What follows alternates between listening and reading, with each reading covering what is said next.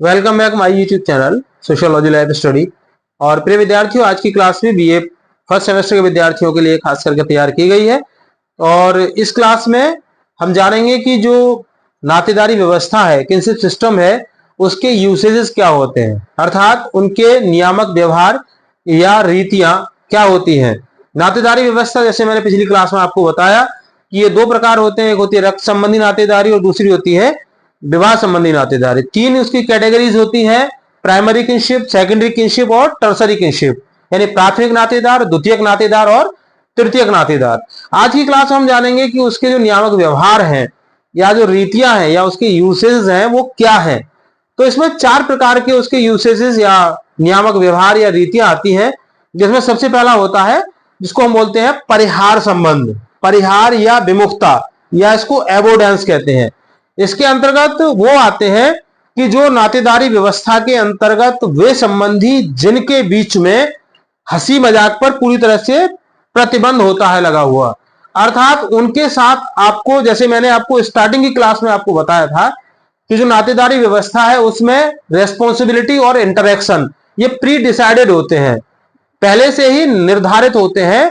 जब आप नातेदारी व्यवस्था के अंतर्गत आप जुड़ते हैं समाज द्वारा मान्यता प्राप्त उन संबंधों के आधार पर, जो संबंध होते हैं आपके रक्त संबंधी, विवाह संबंधी या कल्पित संबंधी, तो वहां पर आपके दायित्व और अंतःक्रिया आती है। तो यहां पर आप देखिए, जब आप नातेदारी व्यवस्था में जुड़ जाते हैं, अर्थात चाहे आप प्राथमिक नातेदार हैं, द्वितीयक नातेदार हैं, तृतीयक नातेदार हैं, किसी भी कैटेगरी की आपकी नातेदारी व्यवस्था है जिसके अंतर्गत आप आते हैं, तो वहां पर क्या है, जो इंटरेक्शन है वो प्री डिसाइडेड है, उसी को हम यूसेजेस या उसके नियामक व्यवहार या रीतियों के नाम से हम यहां पर उसको संबोधित करते हैं।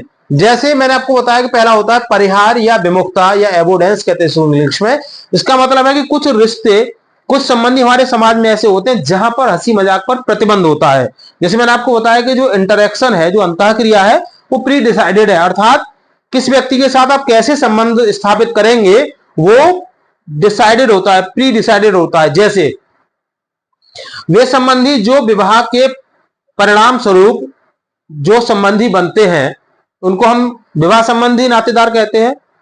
उसमें ऐसे जो संबंधी आते हैं जिनके बीच हंसी मजाक पर प्रतिबंध होता है, तो कौन कौन से होते हैं, उसमें आते हैं सास और दामाद का रिश्ता।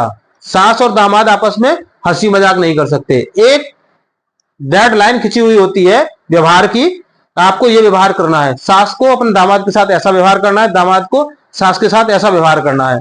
सास बहू इन संबंध में प्री डिसाइडेड है, जो बहू है वो ओवर एक्ट नहीं कर सकती सास के सामने, नहीं तो मार खा जाएगी, है ना। इसी तरीके से बहू और ससुर का रिश्ता, है ना, ये क्या है, ये सारे के सारे परिहार संबंध के अंतर्गत आते हैं।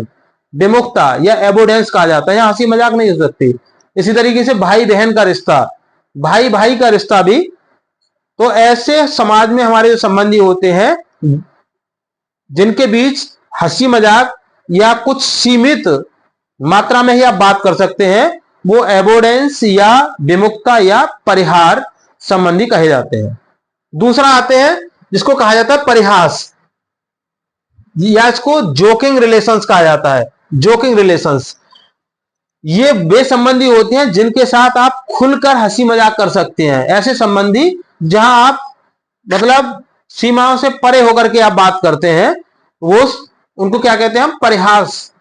कौन कौन से आते हैं उसमें, उसमें रिश्ता आता है जीजा साली का, जीजा साली, है ना, यहां खूब हंसी मजाक होती है, कोई यहां बाउंडेशन नहीं, जीजा साली। इसके अलावा देवर भाभी, देवर और भाभी का रिश्ता।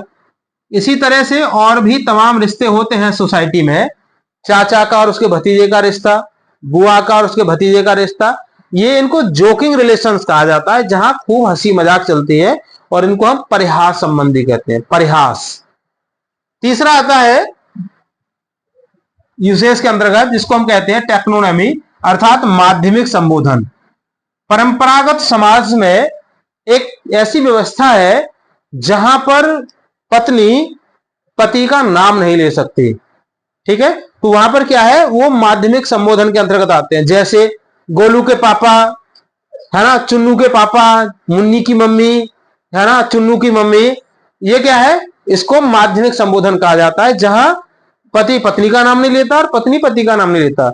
ये ट्रेडिशनल सोसाइटी की बात बता रहा हूं। मॉडर्न में तो अब बढ़िया से नाम दे देते हैं, चिंटू, मिंटू, मुंकू, जो भी मन आता है। हस्बैंड का रियल नाम तो लेते ही लेते हैं, इसके अलावा जो बनावटी नाम भी रख लिए जाते हैं, वो बिना नाम के बुला ही नहीं सकती है। That is modern society. And traditional society में ये व्यवहार का एक नियामक व्यवहार, मतलब इसको कहा जाता है, रीति कही जाती है, जहां पत्नी पति का नाम नहीं लेती है। इसको माध्यमिक संबोधन कहते हैं। तीसरा आता है इसमें, जिसको कहा जाता है सहप्रसविता या सहकष्टी, या इसको कोवेड कहा जाता है, कोवेड। ये जनजातियों में पाई जाने वाली व्यवस्था है। इसमें खास करके दो जनजातियों के नाम हम यहां पर लेते हैं, एक है खासी और एक है टोडा।